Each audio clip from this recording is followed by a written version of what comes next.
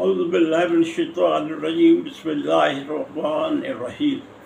شروع کرتا ہوں اللہ تعالیٰ کے بابرکت نام سے جو نہایت مہربان اور رحم کرنے والا ہے۔ کروڑوں درود پاک حضور سرور کائنات، فخر موجودات، فخر انبیاء حضرت محمد مصطفیٰ صلی اللہ علیہ وآلہ وسلم پر۔ اللہم صلی اللہ سیدنا محمد و آلہ و اطرتہ بعداد کل معلوم اللہ کا استغفر اللہ الذی لا الہ الا هو الحی القیوم۔ ناظرین، رب اشرح لی صدری ویسر لی امری واحلل عقدۃ من لسانی یفقہوا قولی۔ ناظرین، آج کا جو مضمون ہے اس کا عنوان ہے حضرت خالد بن ولید رضی اللہ تعالیٰ عنہ۔ آپ کا نام خالد، ابو سلیمان کنیت اور سیف اللہ لقب تھا۔ حضرت عمرو بن عاص رضی تعالیٰ عنہ اسلام قبول کرنے کے لیے حبشہ سے مکہ آئے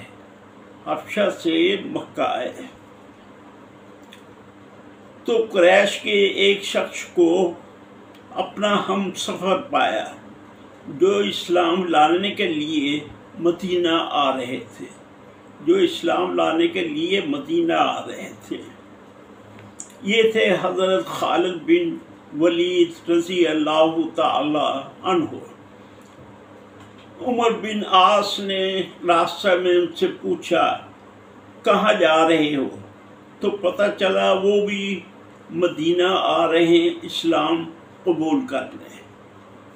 یہ سنتے ہی وہ خوش ہوئے، پھر دونوں بارگاہ نبوت صلی اللہ علیہ وآلہ وسلم میں پیش ہوئے۔ بارگاہ رسالت میں سب سے پہلے حضرت خالد بن ولید رضی اللہ تعالی عنہ نے اسلام قبول کیا۔ اس کے بعد حضرت عمرو بن عاص نے اسلام قبول کیا۔ خالد بن ولید کا شجرہ نسب کچھ یوں ہے: خالد بن ولید بن مغیرہ بن عبداللہ بن عمرو، والدہ کا نام لبانہ تھا، جو ام المومنین حضرت سیدہ میمونہ رضی اللہ تعالی عنہا کی قریبی عزیز تھی۔ خالد کا خاندان زمانہ جاہلیت ہی سے مکرم چلا آ رہا تھا۔ فوج کی سپہ سالاری اسی خاندان کے پاس تھی۔ زمانہ اسلام کے وقت سپہ سالاری کا عہدہ حضرت خالد بن ولید کے پاس تھا۔ آمد اسلام کے وقت خالد بن ولید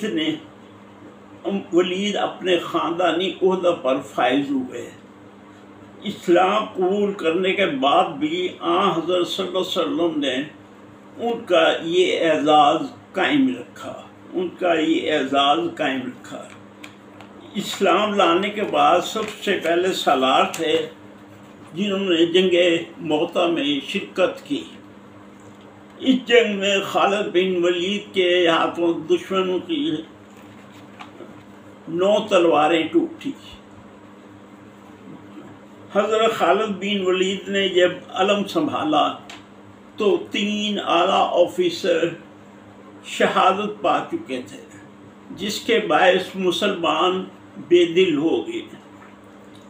اس لیے وہ دوبارہ شکست تو نہ دے سکے، لیکن حضرت خالد بن ولید باقی فوج کو بحفاظت واپس لے آئے، جس پر حضور صلی اللہ علیہ وآلہ وسلم نے آپ کو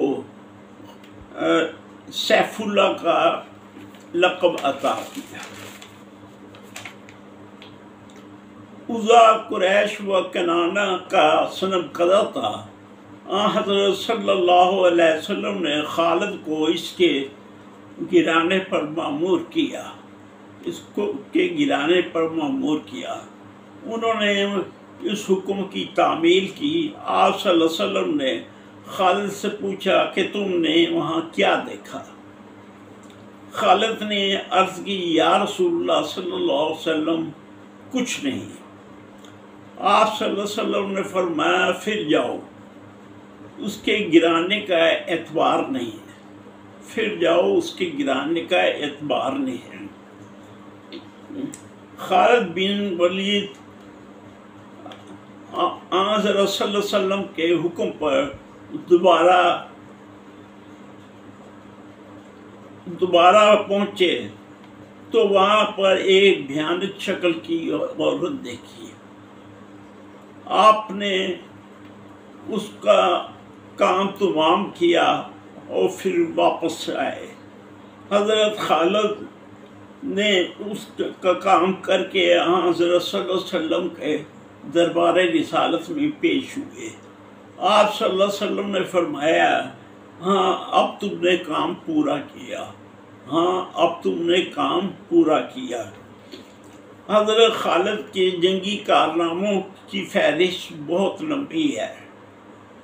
حضرت صلی اللہ علیہ وسلم نے حضرت خالد بن ولید کی ان جاں فروشوں اور قربانیوں کی بہت قدر فرماتے تھے۔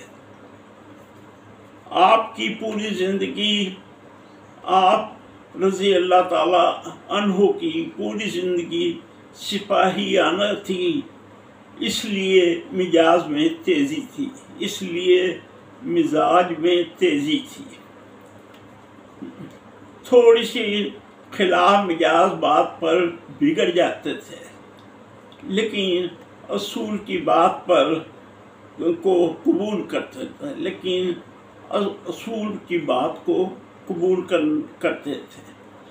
حضرت عمر فاروق رضی اللہ تعالیٰ عنہ نے اپنے دور میں انہیں معزول کر کے گورنر بنا دیا۔